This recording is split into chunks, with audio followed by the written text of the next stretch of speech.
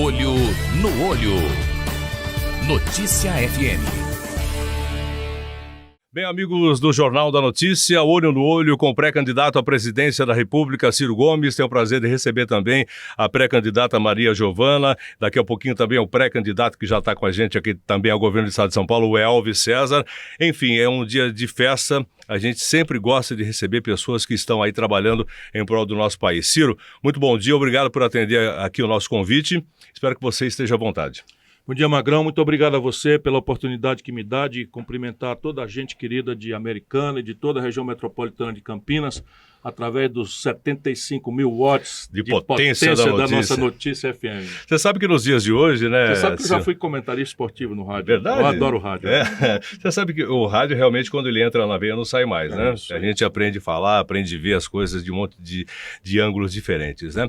Agora, Ciro, a gente estava conversando ao vivo agora aqui pelas ondas da Notícia FM e falamos a respeito dessa pesquisa que veio hoje da Datafolha e você me apresentou uma outra. Não, é a mesma. É a mesma, mas de uma outra maneira, invertida, né? Isso. Onde a gente já tem aí o futuro, vamos colocar, presidente da República, Luiz Inácio Lula da Silva, né? O descondenado, a gente pode falar dessa maneira. Mas nessa pesquisa você está uma pesquisa inversa na primeira posição. Como é que a gente lê e interpreta as pesquisas, Ciro? O que tem que fazer é entender que a coisa está apenas começando. E pesquisa depende de metodologia e depende de uma certa ciência para ler. O que é uma pesquisa? Eu gosto sempre de ajudar as pessoas a entenderem.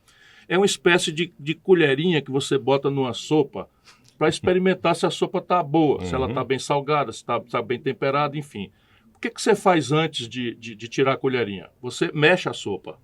Por quê? Porque se você pegar a sopa parada ali, a carne vai para baixo, o macarrão fica no meio, a gordura sobe para cima, a pimenta fica do lado, e aí a colherinha pode pegar um sabor errado.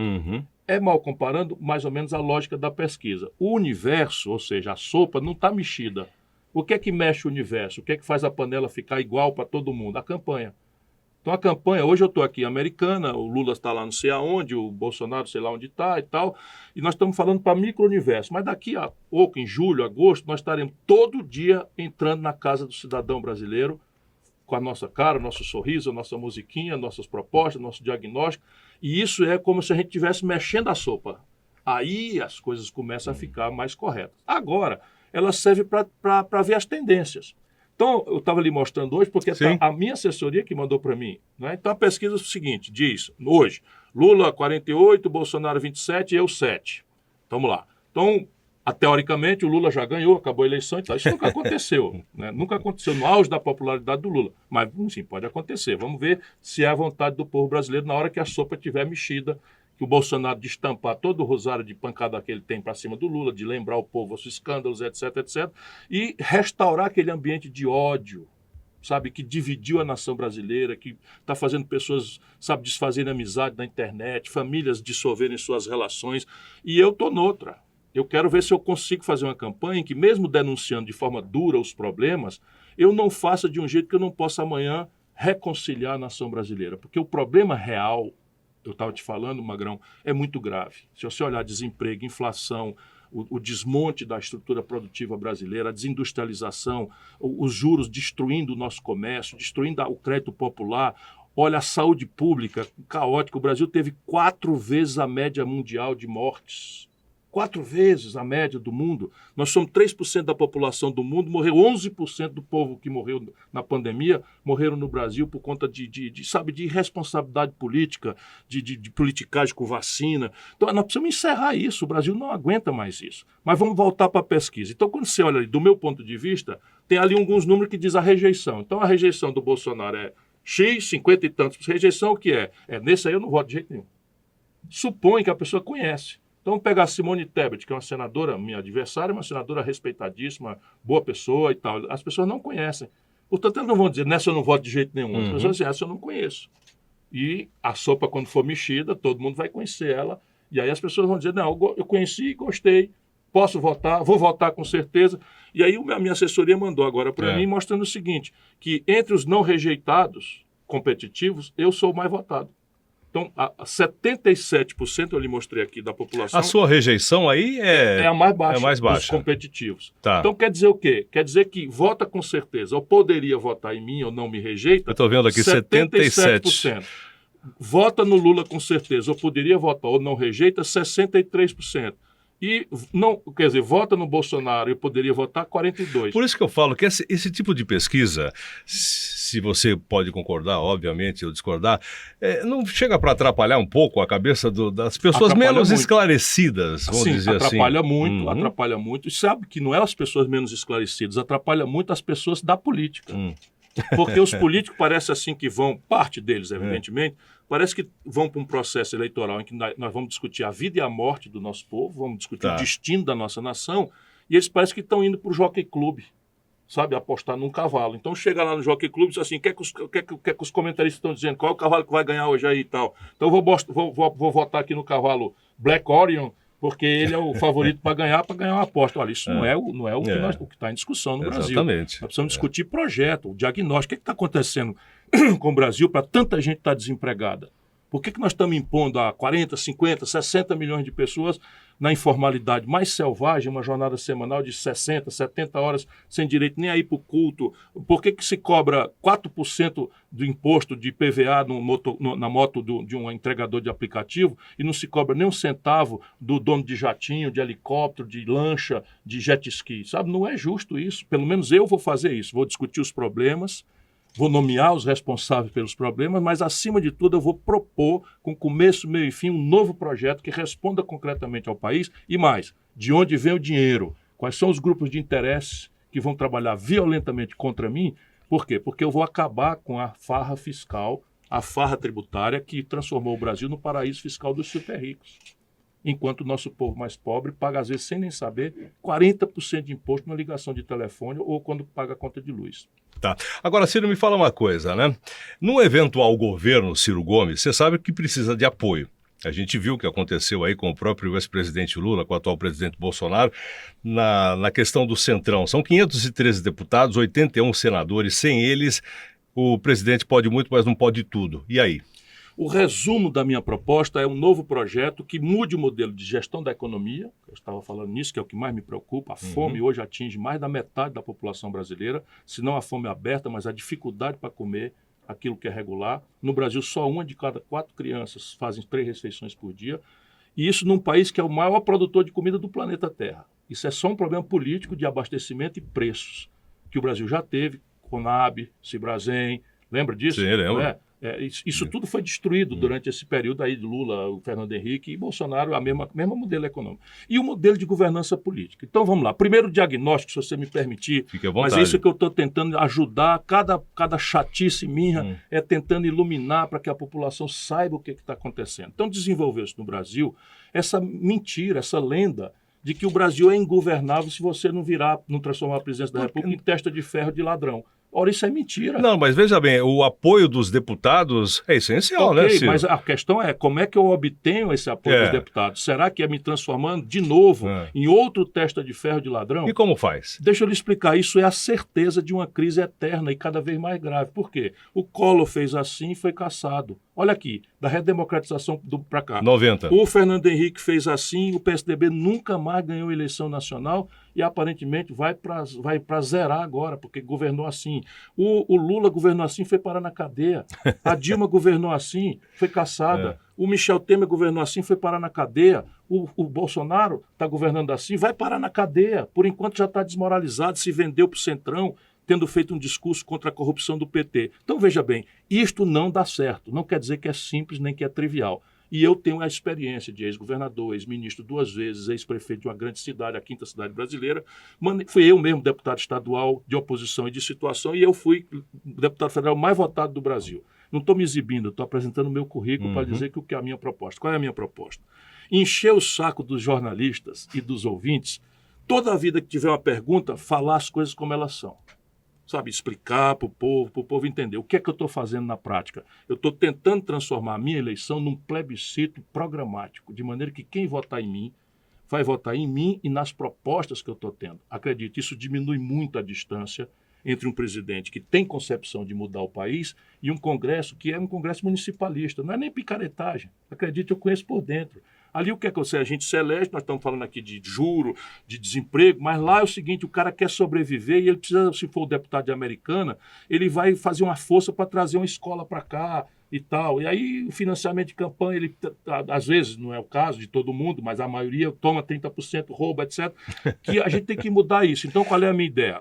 Propor a ideia para que haja um plebiscito ao redor, não do Chico, da Maria ou do Manel, mas de uma ideia, de uma proposta com começo, meio e fim. Pois bem, segundo, os 6 primeiros meses é a hora de propor. O presidente eleito no Brasil tem poderes quase imperiais quando acaba a eleição. Fernando Henrique com o Real, meu irmão, eu estava lá, eu ajudei a fazer, tinha o Brasil na mão, para propor o que ele quisesse, bastava dizer o seguinte, ó, tem que votar isso aqui, senão o Real vai para o brejo. Tinha passado tudo. Ele não tinha concepção, não propôs nada. Depois o Lula teve o Brasil na mão. O Lula teve 86% de popularidade, teve o Brasil na mão, mas o Lula e o PT não têm concepção. E aderiu ao sistema. Virou um cara que gosta daí do baronato e tal, e não perdeu a mágica. Então, 6 primeiros meses, propor. Agora vem a chave para a gente entender o deslinde de como é que eu estou propondo a visão. Ao invés de dizer que eu vou ser o salvador da pátria, tipo Sérgio Moro, que parece que queria ser presidente do país sem políticos. Isso não existe. Eu estou dizendo com toda a humildade que quem o povo votar é com eles que eu vou negociar. Eu não quero ser imperador do Brasil, nem ditador do Brasil. Mas o que é que eu vou negociar e como é que é a diferença que eu Como o senhor vai negociar? Então, qual é a minha ideia? A minha ideia é o seguinte, alargar a negociação. Hoje, 23 dos 27 estados do Brasil estão quebrados, inclusive São Paulo. Não digo quebrado, mas ali com a água... Quer dizer, tem hoje dinheiro em caixa, o Elvis sempre denuncia que tem um saldo aí de caixa de 54 bilhões, mas se você esquecer isso que eles economizaram para gastar na véspera da eleição, o que entra e o que sai já está ali na linha d'água de São Paulo. Imagine São Paulo, Rio quebrou, Minas Gerais quebrou, Rio Grande do Sul quebrou e mais 23 estados brasileiros. Então, qual é? E os municípios, dando os políticos de Brasília mandam um piso salarial, tudo justo. Piso salarial dos enfermeiros, eu lutei a favor, mas quem vai pagar é o prefeito, e o dinheiro não mudou. Aí um piso salarial do magistério, nada mais justo. E tal, manda, e o prefeito não tem o dinheiro. Aí manda o piso salarial do agente comunitário de saúde, percebe?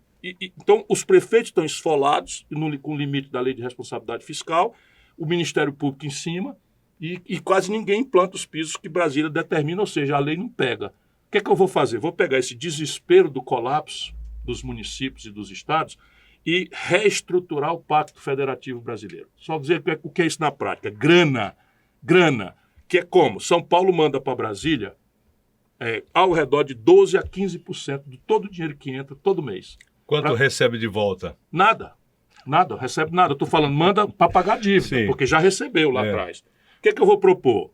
Um acordo em que eu reestruturo a dívida de São Paulo e de todos os outros estados com uma condição dupla. A primeira condição é que o dinheiro que eu vou deixar aqui obedeça a uma estratégia de desenvolvimento pactuada entre o governo federal e o governo do estado de São Paulo. Não vou determinar, mas vou condicionar. Prioridade para a saúde, prioridade para a educação, prioridade para a infraestrutura, para a segurança, que é o que a gente tem que recuperar a capacidade de agir coordenadamente, senão não tem solução para nada. 2, São Paulo vem em socorro da reforma. O poder político do governador, o poder político do prefeito de Americana, que vão ser beneficiados por isso, vem em favor de ajudar os deputados a sobreviverem em favor de uma reforma que o país. Isso é a terceira providência. Então, propor antes, para botar o povo na jogada, propor aos 6 primeiros meses, se for eleito, envolver uma grande negociação aberta ao público com os governadores e prefeitos em troca desse novo pacto federativo e, por fim, o que persistir de impasse, ao invés de se vender para o Centrão, chama o povo para votar através de plebiscitos, diretamente. Então tem uma reforma tributária que eu quero cobrar imposto sobre as grandes fortunas, o povo vai ser beneficiado porque eu vou botar, 8 milhões de crianças numa creche de tempo integral, isso custa 70 bilhões de reais por ano, com imposto sobre grandes fortunas de 0,5% apenas sobre os patrimônios acima de 20 milhões de reais, olha eu propondo aqui, 0,5% de alíquota sobre os patrimônios acima de 20 milhões de reais. Eu atingo 58 mil pessoas, os super ricos, e junto o dinheiro para botar 8 milhões de crianças em creche em tempo integral. Eu sempre falo aqui... Aí o seguinte, essa população vai ser informada disso. Mas o Congresso, os ricos vão bater lá, os 58 mil vão bater lá. Tá vendo o dinheiro que eu dei para sua campanha? Tá vendo não sei o quê? Se você votar isso, eu não dou mais dinheiro. Aí eu vou botar o povo que vai receber a creche contra o milionário. De que maneira? Assim como eu estou contando a história para o povo. Sim. Antes, como eu estou fazendo já Mas você agora, falou do e depois. plebiscito, como é que se faz um plebiscito dessa maneira? É assim, manda votar. Pega a proposta, que está toda escrita. Eu estou aqui com um livro que eu já deixei para você. Está toda escrita. Eu vou fazer o máximo para explicar essas coisas para o povo votar no projeto. É que não é fácil fazer uma eleição. Um plebiscito custa dinheiro também, né, Ciro? Você sabe? Custa tostão. Eu sei, mas... Custa tostão. E o Tribunal Superior Eleitoral, como é que vai? Isso não é problema nenhum. Se você convoca o plebiscito, marca para daqui 6 meses, organiza a campanha. Quem que aprova o plebiscito? Quem aprova é o Congresso. Congresso. Por maioria simples, tá? A diferença aqui é que a maioria simples. Um só. Mas eu quero propor na reforma que 1/3 do Congresso possa pedir e que o presidente da República também possa pedir um plebiscito. Que hoje não pode. Agora deixa eu lhe falar, o que é que eu ofereço ao povo brasileiro? Muita experiência. O mundo inteiro pratica. Você está com 64, Ciro? 64. Nasci em 1957, mas tenho 40 anos de experiência na vida pública. Nunca respondi por um inquérito, nem para ser absolvido. Que é a minha biografia. Estão me apresentando aqui, autoridade moral. Renunciei a 3 pensões, 3 aposentadorias que me dariam quase R$100 mil por mês, ao tempo, porque achava imorais. Então eu sou um cara diferente mesmo. Não estou com elogio em boca própria. Eu estou me apresentando, estou apresentando o meu currículo para ver se eu mereço, pelo menos, a consideração do povo antes de decidir. Que Deus abençoe a nação, né? Porque eu fico assim pensando, sob o ponto de vista humano, é tão trágica a situação brasileira que se Deus não me der o privilégio de servir ao Brasil como seu presidente, é porque estará me protegendo do sofrimento atroz que espera um presidente que queira fazer pelo povo. Eu falo para você, e você sabe melhor que eu, a respeito da importância de deputados. No caso, Maria Giovana, que está do seu lado aí, e também o governador, que é o Elvis, que está lá. Ele pode até, de repente, chegar depois para a gente conversar um pouquinho. O que a Giovana, por exemplo, candidata aqui da nossa região, pode fazer pela nossa região com você, presidente? Olha, Maria Giovana é um desses... Participa aí, Giovana. Pega o microfone e fala um oi pra gente aí. Tesouros que eu estou procurando garimpar pelo Brasil afora. Tá. A classe política brasileira, isso não é nem uma palavra gostosa, mas a classe política brasileira esclerosou muito.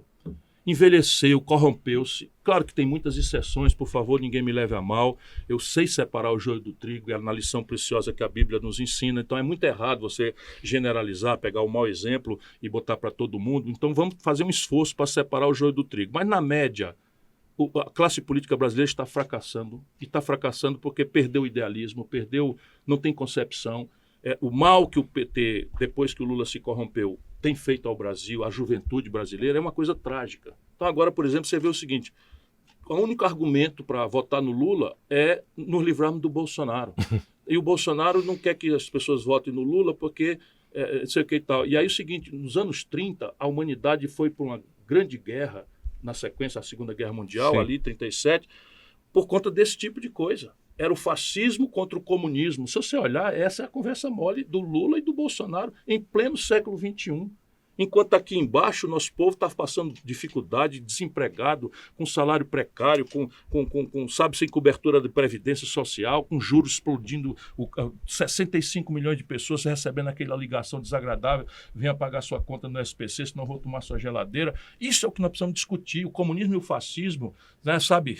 Estão derrotados, ambos, graças a Deus a humanidade já derrotou esses dois. Claro que de vez em quando aparece ali um focozinho e tal, mas isso não é o caso do Brasil. O Brasil é um projeto nacional de desenvolvimento e isso exige uma renovação dos talentos.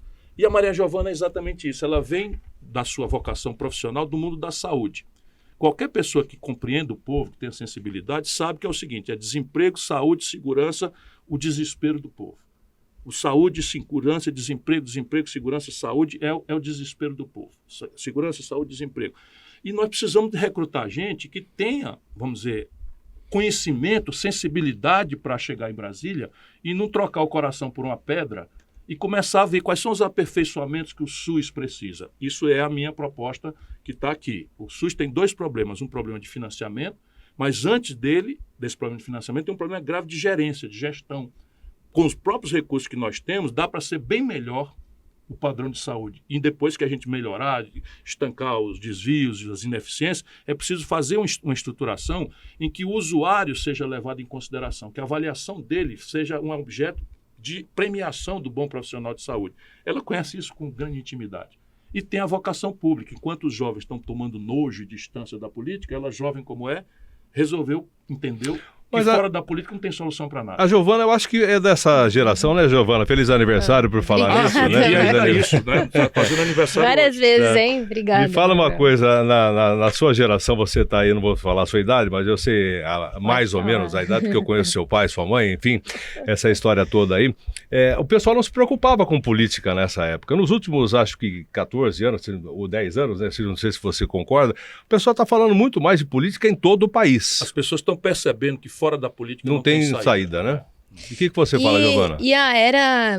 Bom dia de novo, né, Magrão? Obrigada pelos parabéns de novo. Eu faço 30 anos, tá? Com muita alegria. Eu sei, mas eu não ia falar, né? Eu acho, viu? O que acontece essa revolução da internet, ela nos impôs um tempo diferente. E isso acelerou uma série de processos na humanidade e também processos políticos no nosso país. Então, o que a gente vê hoje é um interesse maior, ao mesmo tempo um distanciamento maior de quem não está gostando, de quem não se vê representado. Eu mesmo venho de uma geração ali de 2013, que eu estava cursando saúde pública lá no Rio Grande do Sul, e que a gente foi às ruas muito revoltado com o governo. Eu fui uma dessas pessoas e eu detestava os partidos políticos e eles não nos representavam e a gente não gostava nem de tentar conversar, porque eu tinha um distanciamento muito grande, eu não acreditava naquilo. Eu estava ali com 20 anos de idade. E 19, né? 19 anos. E aí, depois que eu me tornei mãe, sempre me conto que esse foi um processo decisivo e isso me deu um senso de urgência muito grande. Eu venho para a vida pública e, calma aí, essa é a ferramenta que a gente tem, é a política partidária. E aí, sempre muito inspirada aí pelo Tebaldi, que me tocou desde muito pequena aqui em Americana, lembrar, gente, que o Tebaldi foi o primeiro prefeito do estado de São Paulo que trouxe o CIEPS, que é essa proposta que continua tão atual, né, de ser um centro de excelência em educação. E nós vivemos isso aqui em Americana. Então, eu comecei a entender já um pouco mais madura, a maternidade nos impõe isso de uma forma muito brutal e rápida, né? Ou pelo amor ou pela dor. Pelo amor, pela dor, a gente tem que dar uma amadurecida rápida ali, porque tem aí já tem uma criança no mundo pra gente cuidar. E aí comecei a traçar essa trajetória na política partidária que você tanto conhece, acho que me entrevistou ainda pré-candidata a vereadora. Tenho muita honra de ter sido vereadora dessa cidade. É um dos grandes aprendizados, e falo isso, né? Acho que o Ciro traz muito bem esse projeto dessa visão de país, que eu gosto de enfatizar a todo momento. A gente tem que saber por que faz política em primeiro lugar, Magrão. O que a gente vê hoje é uma série de políticos que não têm a menor ideia do porquê eles fazem política. Eles têm uma grande atração pelo processo eleitoral, sabem estratégias e mais estratégias de como ganhar a eleição, mas não sabem exatamente por quê. E aí, quando ganha, dá no que deu o Brasil dessa vez. Não sabe por quê? Por que está fazendo? E aí a gente tem que afirmar toda vez. Nós fazemos políticas para combater a desigualdade social desse país, que é um abismo que nós não podemos imaginar continuar vivendo num país com tamanha desigualdade social. Esse é um motivo que nos move no PDT, que nos faz estar junto aqui. E aí eu tô fazendo um resgate de vereadora, porque ao mesmo tempo que a gente tem que ter essa visão de país, a gente não pode esquecer aqui da região, de Americana. O vereador vive muito isso, né, Ciro? A gente atende as pessoas todo dia, Magrão. É problema da área azul aqui do centro, é problema da falta de água, saneamento básico. Pensa que Americana é uma das cidades mais ricas desse país. A gente tinha obrigação de ser exemplar na política pública. Essa região do estado de São Paulo tinha que ter obrigação de ter a política pública exemplar para todo o país. E a gente vê hoje falta de saneamento básico em Americana. A água não chega, Ciro. Aí estão aí há anos, né? Privatiza, não privatiza. Entrega, não entrega. E a gente aí nessa disputa. Então, é importante a gente ter deputados eleitos que tenham a visão de país, mas sem deixar de ter o compromisso de pertencimento com a região. Porque a situação é tão urgente que a gente tem que dar conta, sim. De cuidar aqui, de abrir escola, de trazer o BS, de pôr médico no posto de saúde. Não tem como a gente se furtar disso tudo. Então, queria deixar esse recado, né? Que esse compromisso de pré-candidatura a deputada federal, ele carrega, sim, essa visão de país que nós, do PDT, fazemos tão bem. Hoje, à frente do projeto Ciro Gomes, né? Lembrar nosso partido, um partido de estadistas, Brizola, Gosto sempre de trazer Tebaldi, para mim é um estadista também aqui de Americana, e agora com o Ciro Gomes, mas também sem deixar de saber que os temas do país são tão urgentes que a gente tem que ter essa candidatura de muito pertencimento à região de Campinas, que é da onde eu falo, que é a partir da onde eu faço política. Tá certo. Por enquanto somos todo pré aqui, né? Pré-candidata e pré-candidato. Onde está o Elvis? Elvis César. O Elvis, para a gente conversar. Vou abrir um espacinho aqui. Tá, enquanto isso, Giovana, eu Fala, gostaria de chamar o Dr. Sarmento para fazer uma pergunta, enquanto o pessoal vai trazer o Elvis aí, para o Dr. Sarmento falar com a gente. Elvis, só um segundinho, eu vou fazer uma pergunta agora para o Ciro com o Dr. Sarmento, na sequência você fala com a gente. Nós estamos aqui, olho no olho, aqui pela Notícia FM, com o pré-candidato à presidência da República, Ciro Gomes, que nos atende tão gentilmente aqui nos 88,9. Doutor Sarmento, fique à vontade. Muito obrigado, Magrão. Novamente, Ciro, bom dia. Bom dia, Paulo. Ciro, recentemente no Ciro Games você colocou que se a Eletrobras for vendida e a Petrobras também, você, se eleito presidente, imediatamente as reestatizaria. A minha pergunta é, e com relação aos lotes do pré-sal que já foram leiloados, você também intenciona reestatizá-los? Paulo, deixa eu ser de novo aquele chato que quer botar o povo na jogada em todos os assuntos. Privatização é, mal comparando, uma ferramenta que você tem junto com outras ferramentas para usá-la conforme a conveniência estratégica do seu plano de desenvolvimento do seu país. Então eu não tenho nada ideológico, nem em favor, como os neoliberais, nem contra, como os corporativistas atrasados. Então vamos lá, na prática. Telefonia. Ora, o povo que está nos ouvindo agora não sabe, os jovens especialmente, mas as pessoas, né, o Magrão já está dentro dos 60, o caderno de classificado dos jornais no Brasil tinha ali a venda de linha de telefone celular. Você tinha que declarar. Valia o preço de um carro popular. Você tinha que declarar no imposto de renda. Exato. Então, evidentemente que o Brasil tinha que privatizar o setor de telefonia, e eu fui a favor na época, eu já era taludinho, já era governador e tal, fui a favor. O que é que eu sou contra no caso da telefonia? É que o marco regulatório e as agências para o setor privatizado foram apropriadas de forma corrupta pelas empresas. Então, o modelo de privatização era o quê? Eram várias empresas na presunção de que elas iam concorrer. Lembra? As empresas espelho. O que aconteceu? Foi se cartelizando. Na prática, hoje, o custo da tarifa de celular do Brasil está indexado a dólar e é o mais caro do mundo, ou um dos mais caros do mundo. Portanto, não é o problema de privatização. A Embraer estava fechando. Eu ajudei a privatizar a Embraer. Mas o que nós fizemos? Garantimos que o setor de defesa da Embraer ficasse via compras governamentais do Ministério da Defesa, das Forças Armadas, sensível à estratégia do governo. Proibimos no estatuto que algum controlador consolidasse as coisas para pulverizar o capital, não deixar a multinacional e muito menos o capital estrangeiro dominar, e mantivemos aquilo que isso é como saber fazer as coisas. Um negócio que chama Golden Share, que é uma ação, basta ser mas com uma ação especial, com poder de veto em determinações estratégicas da companhia. Pronto, aí um modelo, ela renasceu, virou uma das companhias mais extraordinariamente competitivas do mundo da aviação, da aeronáutica, desenvolveu o KC-390, que é uma pérola da tecnologia brasileira, está incorporando 100% do pacote tecnológico do caça Gripen com a Saab sueca. Olha, é uma coisa extraordinária. Então, nenhum problema privatizar. Por que não eletricidade, Eletrobras e petróleo? Porque, irmão, a vida brasileira não é como os manuais de Chicago ensinam.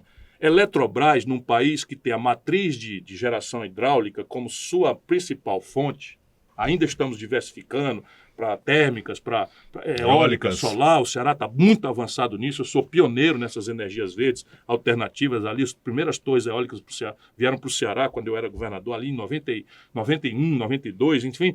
Eu tenho compromisso com isso. Mas o essencial da nossa base energética é hidráulica. Significa o seguinte, que nós temos que ter estatal essa questão. Por quê?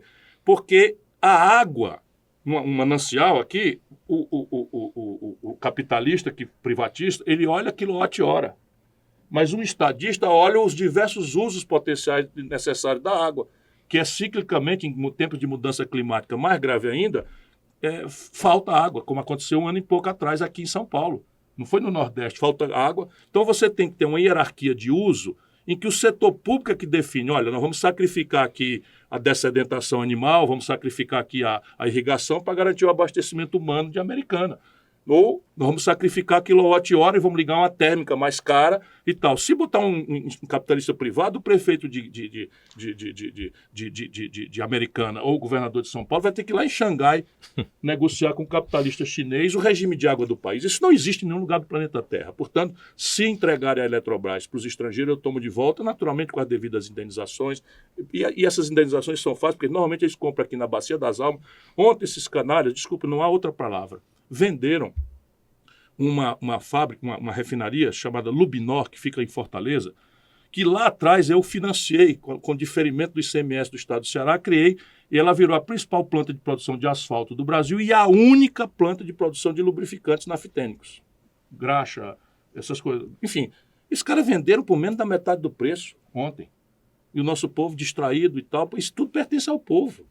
Vende pela metade do preço. Quem financiou isso foi o tostão do povo do Ceará, embora a Petrobras tenha depois pago de volta, porque foi um diferimento, que é um adiamento do pagamento do ICMS devido por eles. Então, a gente tem que ter, antes de mais nada, uma estratégia, um projeto e definir qual é o papel do Estado, qual é o papel do capital estrangeiro, qual é o papel do... Hoje não é nada disso. Petróleo, mesma coisa. Por quê? No mundo do petróleo não tem brinquedo. É 80% estatal. Olha o que eu estou dizendo aqui. 80% do petróleo do mundo é estatal, não é um mercado concorrencial. Porque dentro desse 80% estatal tem a OPEP, que se reúne e estabelece cotas de produção e tal para poder manipular o preço. Não tem concorrência. E 20% pertence a um cartel internacional controlado pelos americanos, franceses e ingleses. Tá certo? As 7 irmãs. Então é o seguinte, o Brasil tem que manter o petróleo estatal. Por quê? Porque isso diz da soberania e, na prática, diz da política de preço. Como é que se forma o preço de um sanduíche em Americana? É o custo de produção do sanduíche, mais um lucro razoável que paga o leite das crianças do camarada que está vendendo, e ele não pode exorbitar desse preço, porque senão vem o concorrente e toma o freguês.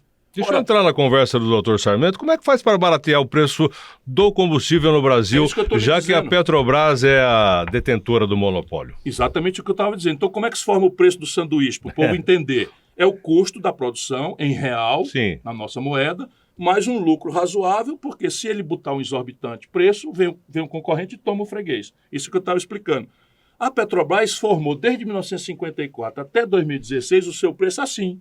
O custo de produção em real, que é a nossa moeda, e os custos dela são em real, o salário do petroleiro é em real, os impostos que ela paga é em real, o frete que ela paga dos caminhões, etc., é em real. E aí, em 2016, o Michel Temer, para se fazer o serviço sujo dessas multinacionais e tal, e tudo isso, meu irmão, é propina. Lamentavelmente, tudo isso é propina. Resolve mudar a política de preço. Como é a política de preço agora? Não é mais custo. E a venda de ações da Petrobras por tempos atrás? Não é mais custo. Agora é o seguinte, a Petrobras tira por $10 um barril de petróleo, aí tem uma guerra na Ucrânia, aí o petróleo explode no mercado spot, vira $140, a Petrobras cobra do povo brasileiro $140. E por que não vem um freguês, por que não vem um concorrente toma? Porque ela tem um monopólio protegido pelo Estado. Então, todo monopólio, por definição, o preço é administrado pelos governos, em qualquer lugar do mundo e na literatura. Por quê? Porque a presunção de que o preço é razoável se dá se houver concorrência. Se você só tem um dono de empresa de padaria e Americana, não tem concorrência, esse preço tem que ser regulado. Pois bem, eles entregaram a regulação para os acionistas minoritários. Por quê? De novo, mesmo modelo econômico, o Lula e o Fernando Henrique entregaram 60% do capital não votante da Petrobras para o capital estrangeiro. Esse é o detalhe. Tá certo. Doutor... Então, chegando lá, primeiro dia, acabou essa política de preços. Agora vai ser custo em real, mais uma remuneração justa para a Petrobras pagar suas dívidas, remuneração imobilizada e dar lucro. Sabe o que significa isso? Que o preço do petróleo, que é $10 hoje, vai com todas as ineficiências, imposto vai virar 30. Cai de 120 para $30. Olha aí a pancada que eu posso dar no preço dos combustíveis. Tá. Eu peço a gentileza, doutor, eu vou trazer agora o pré-candidato ao governo do Estado de São Paulo. Vem de uma outra região aqui do Estado de São Paulo. Eu faço questão de trazer, já conversamos inclusive aqui, Ciro, para apresentar, porque o Estado de São Paulo parece que é pequeno, mas não é tão pequeno assim, né? Então, mas em comparação com a Bahia, por exemplo, com Minas Gerais, é uma outra história. Seja bem-vindo mais uma vez, agora aqui olho no olho com a gente aqui, é o pré-candidato Elvis César. É nome de romano? Ô, Magrão, é nome de quem gosta de rock, é isso. Meus pais colocaram esse nome pequenininho, porque adoravam o Elvis Presley e eu sou muito grato pelo nome e estou bastante feliz de poder estar aqui novamente contigo. E gostaria de fazer uma proposta. Sabe, Magrão, eu sou um amante da educação. Eu peguei lá, eu fui 2 vezes prefeito em Santana de Parnaíba por 8 anos, peguei um IDEB negativo e transformei a realidade da educação, fiz a melhor educação da região. E consegui lá fazer o maior crescimento do estado de São Paulo em 2017 numa única avaliação do IDEB. E na verdade eu não fui, mas os meus líderes da educação fizeram uma expedição no Ceará. Eu gostaria de te ajudar a entrevistar o Ciro. Posso? Pô, mas fique à vontade, nós temos aí um tempo, por isso eu quero... Olha a minha ousadia. Diz presidente extraordinário que fez coisas... São Paulo, irmão, deixa eu lhe dizer, São Paulo está numa transição política grave. Você vê a capital governada por um vice, que pouca gente lembra o nome, o estado governado por um vice, o Bolsonaro traz um cara do Rio de Janeiro. É uma transição importante. O Alckmin vira socialista, o Dória sofreu o que sofreu aí, tal, talvez merecidamente, dizem alguns e tal. E é uma transição importante. Abre o olho, abre o coração para esse jovem. Elvis César é uma coisa impressionante. Impressionante, assim, o que ele tem para contar de exemplo em segurança pública, que é esse tema grave, complicado, em saúde pública, em educação pública. Ele merece que as pessoas examinem a biografia dele. Tá Mas certo. Agora também é dublê de entrevistador. Mas, exatamente. Lá, eu vim aqui porque eu quero fazer uma canjinha aqui nessa rádio para ver se amanhã eu não tenho uma oportunidade aqui, viu, Ciro? E perguntar... Mais um radialista? Qual o segredo da educação do Ceará e se está na sua proposta levar essa política pública para todo o Brasil? O segredo é transformar o discurso em prática. Todo político diz, porque isso é uma coisa que a população gosta de ouvir, que a educação é uma prioridade. A educação brasileira está numa decadência trágica porque o mundo está reciclando os padrões de produção do mundo analógico para o mundo digital. A economia do conhecimento hoje simplesmente vai transformar milhões de brasileiros em seres inaptos para o mundo novo do trabalho que está gerando aí. Então lá no Ceará nós resolvemos fazer o quê? Tudo o que estava na agenda. E a primeira grande providência olha para o orçamento. Se você quer dizer se um político é honesto, correto com o que ele diz, com o que ele faz, olha para o orçamento. Então o Bolsonaro fala em segurança pública e tal, ele recebeu o Brasil com 0,3%, 1/3% de investimento em segurança pública e deixou exatamente em 0,3%. Então não mudou nada. A Polícia Federal Brasileira tem 11 mil pessoas, 11 mil, um país de 212 milhões de habitantes, a Polícia do Brasil Federal, carregada de combater o narcotráfico, facção criminosa, crime de colarinho branco, corrupção política, etc., só tem 11 mil homens. 40% dos quais estão atrás de mesa, carimbando papel, fora do processo de investigação. Então, não é prioridade. No Ceará, nós invertemos o orçamento. Invertemos o orçamento. Prioridade total na educação. Absoluta. Prioridade absoluta na educação. E, a partir daí, nós entramos na escola. Chamamos as famílias, isso é essencial, chamamos as famílias, chamamos os profissionais. Isso gera pertencimento, Ciro? Sem pertencimento não existe educação. Educação é um processo completo, em que a família está envolvida, a criança tem que estar motivada, o que quer dizer mudar o paradigma pedagógico. Se chamar um menino hoje, em tempos de internet, tempos de Google, de VR, realidade virtual, para ir para uma sala de aula, tomar banho, em tempo frio em São Paulo, que é nessa idade de adolescente, tomar banho é uma coisa muito chata. Ia chegar lá, a escola é um beabá, o professor, coitado, com giz, sabe, repetindo coisas que ele vê na internet ao vivo. Decorativas. Não funciona. Então muda o padrão de pedagogia, retém o aluno e a avaliação. Nada funciona em política pública sem avaliação. Então a nossa avaliação é feita individualmente, aluno por aluno. Saímos dessa história de promoção automática e saímos da história de reprovação. Então se o aluno começa ali, março, abril, começa a ter dificuldade, ele já vai para uma assistência especial para que ele não perca o ano e ao mesmo tempo siga junto com seus coleguinhas, que é um dos fatores mais importantes de retenção. Nossa evasão escolar chegou a 0,1%. E aí, naturalmente, salário e retreinamento dos professores. Show de bola. Ou seja, investimento, o maior investimento da história, pertencimento com a família, valorização dos servidores e um modelo novo, atrativo e sedutor de educação. Mas diz também que você revolucionou a saúde. Isso que o povo de São Paulo e o povo do Brasil quer saber, como foi a revolução da saúde. Outro dia eu estive conversando com o Magrão e ele falou, nós estávamos falando da saúde, do problema da região região metropolitana de Campinas, de um novo hospital para que pudesse ampliar a quantidade de leitos, diminuir as filas de cirurgias que estão muito graves aqui, a contratação, expliquei também a contratação das vagas ociosas da iniciativa privada, que nós temos N hospitais que podemos contratar, e o Estado fará isso, contrataremos, eu enquanto governador contratarei cirurgias em hospitais privados para cuidar do povo, para cuidar de você. Ciro, como você transformou a saúde do Ceará? Entendendo a alma do SUS. A alma do SUS é uma alma muito generosa, mas ela está muito longe de ser praticada fora das leis do Brasil. Então, o que é que nós estamos fazendo lá? Primeiro, nós percebemos que uma parte dos problemas de saúde do povo, especialmente do povo mais pobre, da periferia, da zona rural, se dava por precariedade de informação sanitária, informação em saúde. Então nós criamos, foi lá que se criou o programa Agente Comunitário de Saúde. O meu governo foi que criou o programa. Então a ideia é o seguinte, é que a saúde naqueles estratos Depois você levou isso para o Ministério da Saúde? Não, como virou foi? Política Nacional. Virou a partir do Ceará. Nós começamos lá e o meu governo universalizou isso. Qual é a ideia? A ideia é que a gente fosse a linha de frente para fazer, por exemplo, estímulo ao aleitamento materno, tratamento preventivo para infecção respiratória aguda. Eu estou me lembrando aqui, reidratação oral para prevenir e tal. Aí ganhamos o Prêmio Mundial de Combate à Mortalidade Infantil. Foi receber isso no plenário das Nações Unidas. É talvez a maior homenagem que eu já possa ter. Divido com todos os profissionais de saúde, meu antecessor, que também começou isso e tal. Enfim, é um trabalho coletivo. Mas, na sequência, nós avançamos para criar uma rede de atenção básica universal. Então, a ideia é que cada família da comunidade tenha uma porta de entrada no sistema através de uma unidade básica de saúde em que não precisa ser necessariamente o mesmo médico, mas o prontuário eletrônico, que fica ali a história sanitária da pessoa, o peso, a nutrição, a prevenção da diabetes, a prevenção da hipertensão, que são as grandes causas de mortalidade moderna hoje. Prevenção, Ciro. Na sequência, um sistema de regulação. Aqui que a maior dificuldade ainda hoje a gente apanha, porque é muita politicagem, para que a partir dali o paciente não vá para onde ele acha que tem que ir, coitado, desesperado e tal. É dependendo daquele diagnóstico que a primeira abordagem da saúde da família faz, que ele vai ser referido e contra-referido, são os termos técnicos, para a rede.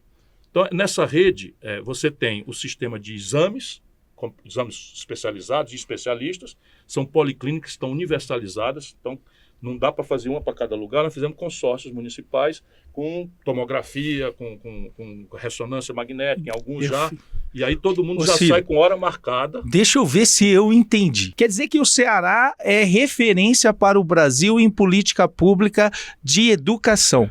Referência para o Brasil em política pública no seu governo para a saúde, inclusive com políticas públicas, que é o Plano de Saúde da Família, que contagiou o Brasil inteiro. Foi a salvação. Agora a telemedicina chega e nós vamos implantar isso no governo do estado de São Paulo para a democracia da saúde. Mas como isso aconteceu fora da era digital?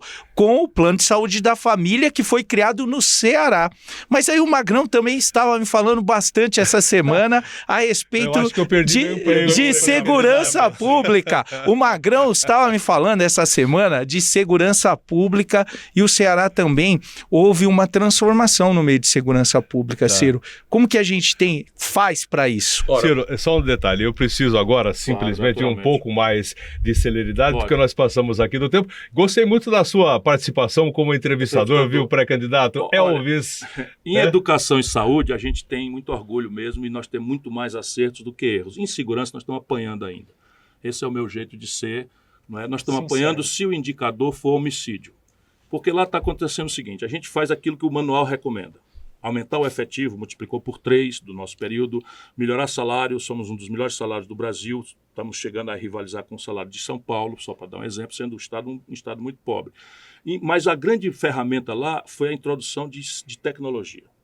Então, alguns crimes, homicídio não, a gente apanha muito, porque são facções criminosas, inteligência, disputa por droga.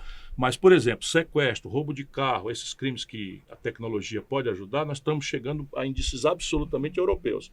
Então, é preciso persistir. E tivemos um problema porque o concurso para PM no Ceará, estou rindo para não chorar, faz com que, como o salário é muito acima da média do salário da região, hoje 2/3 dos que passam para soldado da PM são nível superior, com pouca aptidão para o exercício mesmo da atividade policial. E se introduziu também ali a notícia de facção criminosa. Tá. Tivemos 2 motins absolutamente selvagens ali e entraram na política. Então temos um problema sério na segurança, mas o que eu pretendo como presidente é federalizar o enfrentamento do crime organizado. Facção criminosa, milícia, crime organizado do colarinho branco, de corrupção de política, narcotráfico, contrabando de arma, isso tudo será objeto de uma polícia federal multiplicada e profissionalizada com base tecnológica. Tá certo. Ciro, agradeço muito a sua participação. Pré-candidato ao governo do Estado de São Paulo, Elvis, também agradeço muito a sua participação.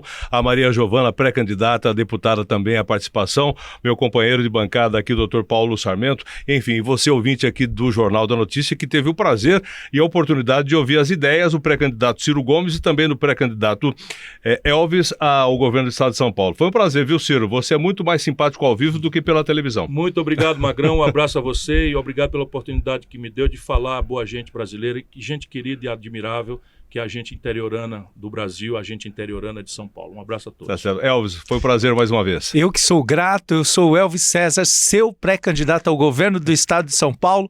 Quer saber mais? @Elvis César Oficial. Magrão, Deus abençoe, muito obrigado. Tá certo, muito obrigado mais uma vez. Chegando ao final de mais um Olho no Olho aqui no Jornal da Notícia. Obrigado pela audiência e até mais.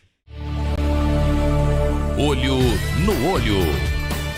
Notícia FM.